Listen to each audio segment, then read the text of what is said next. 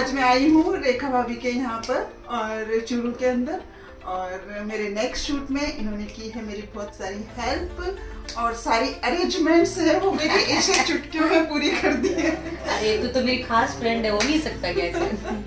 Thank you भाभी।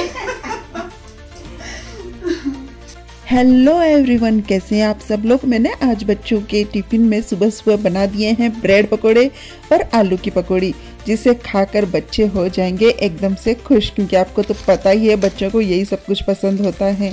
तो मैंने फटाफट कर दी है बच्चों के टिफ़िन की तैयारी। तो लीजिए, यहाँ पर हो चुका है बच्चों का टिफ़िन रेडी और बच्चे भी अभी रेडी हो चुके हैं। और आज का जो मेरा शेड्यूल है वो इतना टाइट है कि मैं आज बहुत भागम भाग में रहने वाली हूँ। कल है वो मेरे जो बड़े वाली दीदी हैं, यानी मेरी ननंद जो चूरू में रहती है, वो आई थी और आज वो वापस जाने वाली है।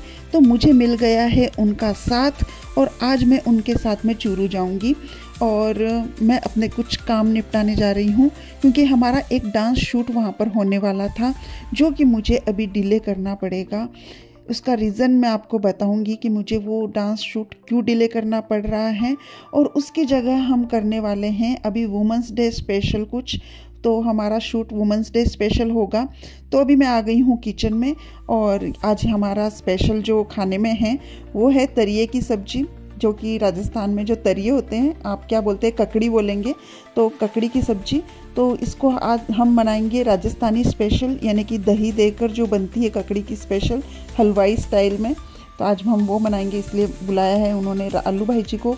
और वो उन्होंने मेरे हस्बैंड है, उन्होंने आलू भाई जी को इसलिए भी बुला लिया क्योंकि मेरे पैरों में दर्द था। आप देख सकते हैं पिछले 5-6 दिनों में है वो मेरे पैरों में भयंकर दर्द था।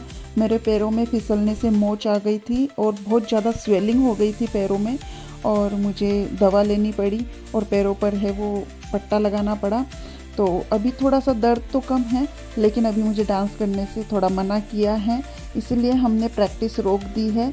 और इसको हम जो प्रैक्टिस है इसको हम कंटिन्यू करेंगे हंसिका और प्रिंकल के एग्ज़ाम के बाद में, क्योंकि इन दोनों ही बच्चों के एग्ज़ाम है वो 5 मार्च से चालू हो रहे हैं। तो मुझे अभी उन पर थोड़ा ध्यान देना होगा। तो मेरा जो वुमेंस डे स्पेशल शूट है वो एक दिन में शूट हो जाएगा, इसीलिए मैंने दीदी का साथ ले लिया और दीदी अभी साथ में हैं, तो मैं चूरू उनके साथ में जा रही हूँ। और मेरे शूट की सारी तैयारियाँ मैं आज देख लूँगी और कल है वो उसका शूट हो जाएगा। और मुझे भी अच्छा लग रहा है कि मैं वुमेंस डे के लिए तो कम से कम कुछ कर पाऊँ, क्योंकि इन दिनों मेरे पैरों में ज़्यादा दर्द होने की वजह से मैं कुछ भी नहीं कर पा रही थी। 3-4 दिन तो हो गए थे मुझे पूरी तरह मैं बेड पर ही थी, लेकिन आज मैं थोड़ा चल पा रही हूँ, लेकिन चलने में अभी भी दिक्कत है मेरे। तो अभी डॉक्टर ने तो एकदम ही मना किया है मुझे कोई भी प्रैक्टिस करने से।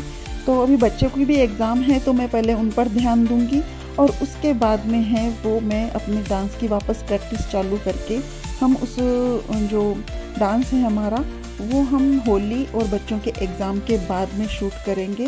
तब तक मैं बच्चों के तरफ से एकदम से फ्री हो जाऊंगी।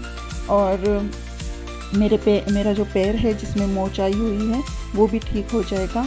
तो यहाँ पर हमारी सब्ज़ी देख सकते हैं रेडी है। तो हलवाई स्टाइल तो आपको दिख ही रहा होगा, इतना तेल हम नॉर्मली डालते नहीं है, लेकिन आज तेल है। और मैंने एक तरफ है वो जल्दी जल्दी रोटियां सेक दी है, क्योंकि आज माँ जी को भी बहुत भूख लगी है और जो सब्जी की खुशबू है वो सबको इतना तेज़ी से आ रही है कि सबको ही भूख बहुत तेज़ी से लगी है। तो सबसे पहले मुझे देनी होगी माँ जी को रोटी, क्योंकि आज उनको बहुत तेज़ भूख लगी है। और दीदी है और दीदी के साथ में आए हैं उनके बेटे, यानी कि मेरे ननंद का लड़का मुकेश। तो हम बाद में खाना खाने के बाद में थोड़ा सा रेस्ट लेंगे और उसके बाद में चूरू जाएंगे लगभग 3-3:30 बजे के करीब। और तब तक मैं अपना काम भी फिनिश कर लूँगी सारा। तो बच्चे हैं वो स्कूल से आ भी जाएंगे तब तक। और मैंने फटाफट दूसरी तरफ रोटियां सेकनी चालू कर ली। यहाँ पर माँ जी बैठे हैं जो मेरी सासू माँ हैं, और दूसरी तरफ है वो मेरे ननंद बैठे हैं, जो कि मेरे बड़े ननंद हैं। और उनके पास जो बेटा है वो मेरा ननंद का बेटा है मुकेश। और आज मैंने फटाफट इनको सबको खाना दिया ताकि है वो मैं टाइम से वापस रेडी हो सकूं जाने के लिए।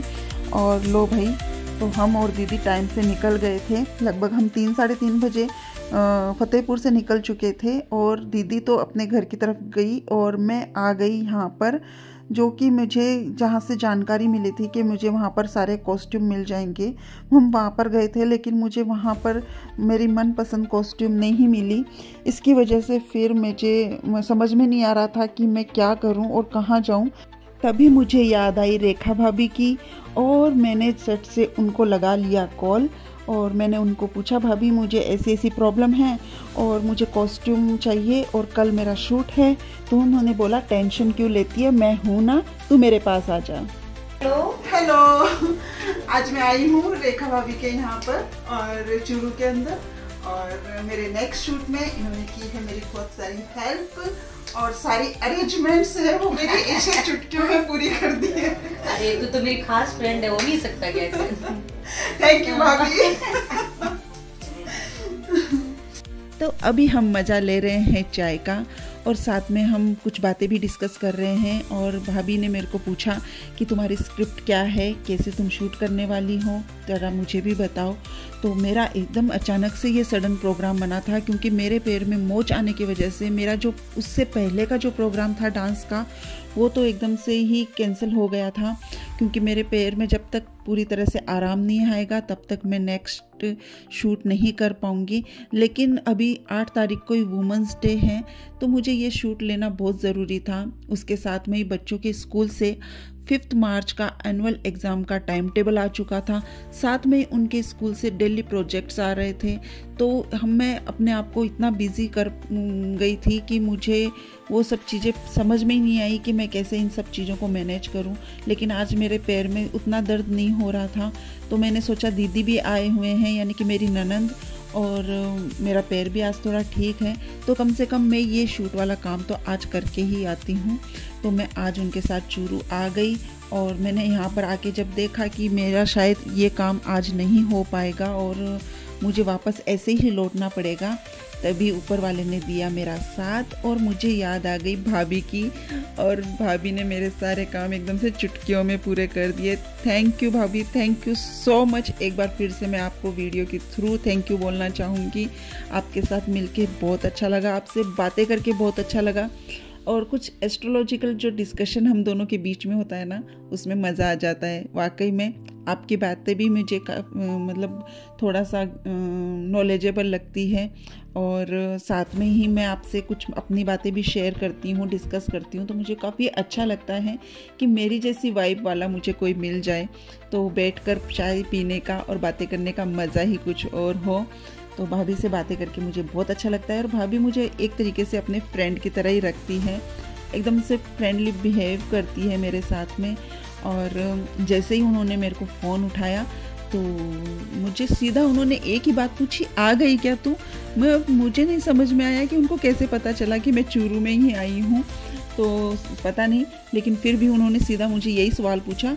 तो बोले कि अरे तू कहाँ है, तू आजा, घर पर आजा। तो मुझे तो यकीन ही नहीं हुआ वो ऐसे कैसे बोल रही है। क्या उनको पहले से पता था कि मैं आने वाली हूँ या मैं यहीं से बात कर रही हूँ? तो समझ में नहीं आता ये क्या कनेक्शन है।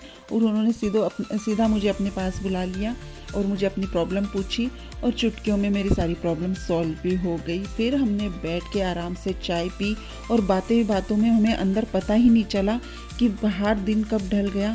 भाभी ने मेरे को बोला कि चलो अभी मैं तुम्हें ऊपर का हमारे छत पर जो नज़ारा है वो दिखा के लाती हूँ, क्योंकि यहाँ से व्यू है वो बहुत ही अच्छा आता है।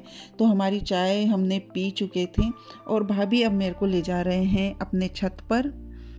उनके छत का व्यू वाकई में गज़ब था। जब हम ऊपर चढ़े थे तब सूरज ढल रहा था, और अभी मुझे महसूस हो चुका था कि मुझे काफ़ी लेट हो रही है और मुझे अभी निकलना चाहिए, क्योंकि अभी दिन ढल रहा है और मुझे टाइम से पहुंचना है वापस घर।